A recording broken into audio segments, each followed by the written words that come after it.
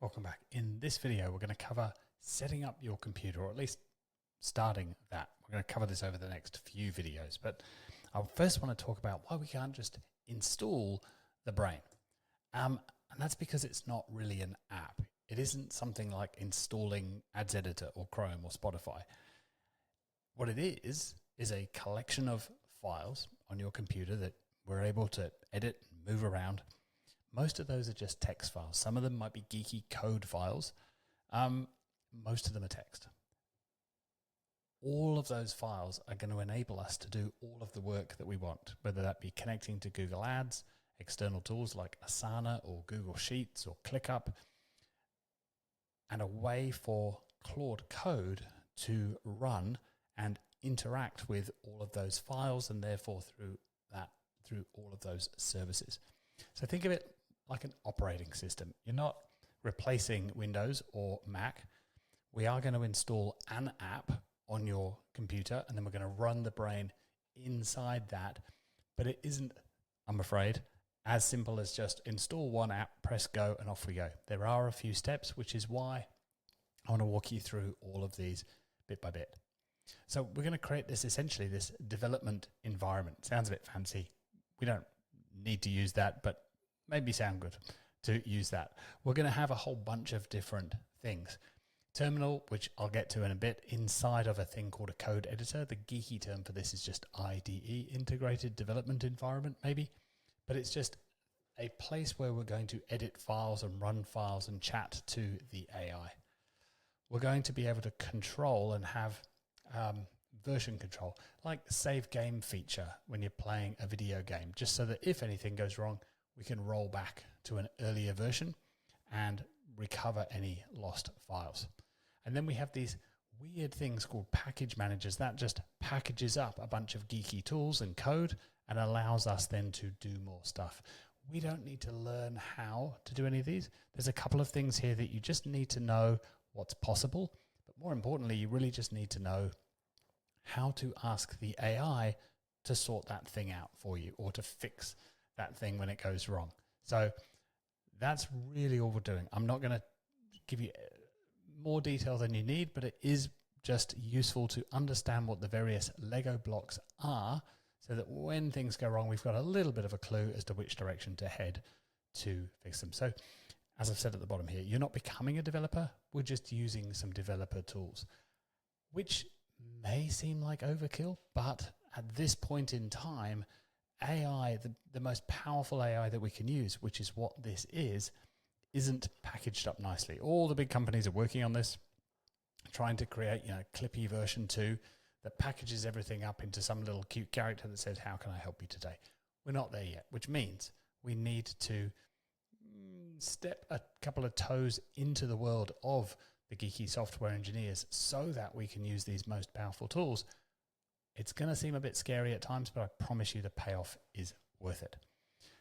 Just a quick note about machines. I do everything on a Mac, have done for years. Don't have a clue really how Windows works anymore. Back when I was an IT guy, many, many moons ago, I only worked on Windows machines, but I wouldn't have a clue these days. But luckily, we've got some great members like Brendan who have created guides. So there is a Windows guide on the 8020 Brain website. If you use Mac, I think everything's going to work because that's how I test and how I'm able to support you. If it's a Windows thing, you're best off probably, first of all, with any issue, I'll say this up front, always ask an AI first.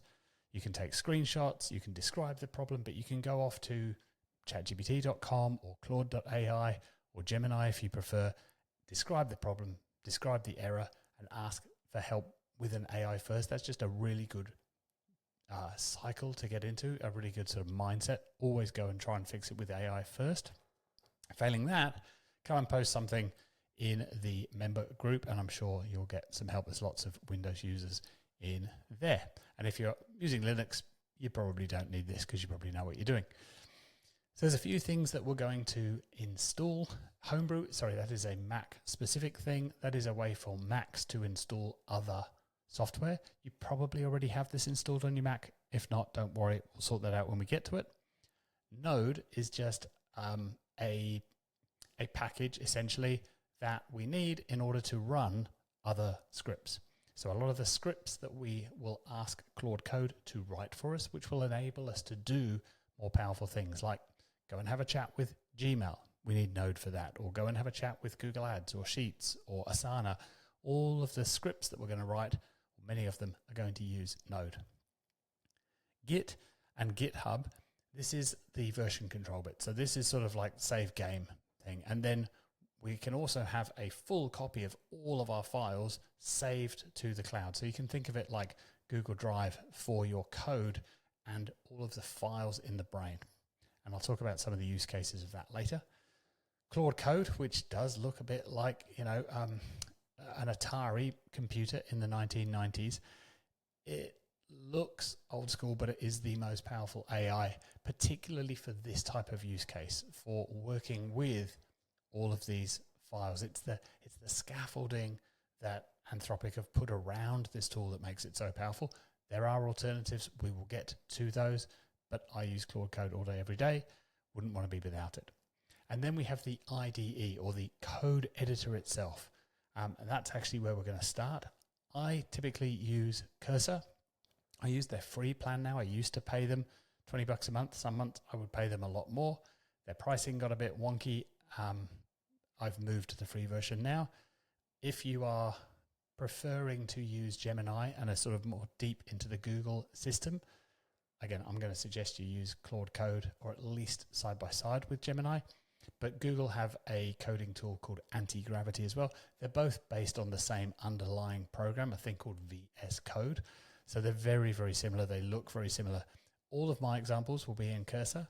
If you choose to use Anti-Gravity, it will look slightly different, but essentially it's going to be the same thing. We're actually not going to use many of the features of the code editor itself. All we're going to do actually is just open one particular little window and do everything in there. So it really doesn't matter.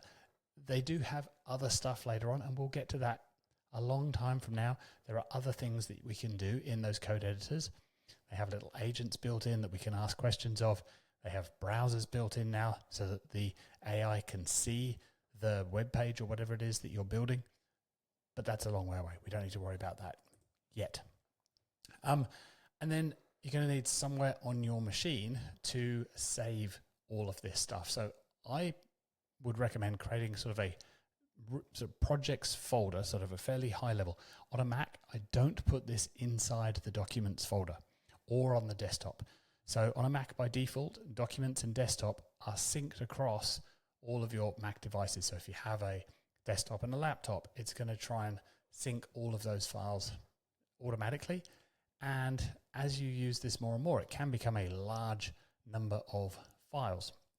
So I don't recommend having this live on the desktop or inside your documents folder. So I created a separate folder. I learned this the hard way. Created a separate folder called projects. And now I have, 30 or 40 different projects, different things that I'm working on, like the PMAX script and my website and the brain and your version of the brain. They're all different folders inside of projects. So your brain is probably going to end up in something like projects/80/20 brain. Doesn't matter where you put it, as long as you know where it is and you keep things organized. So next 7 lessons, I'm going to walk through all of these. Let's get to it. Let's have a look at Cursor.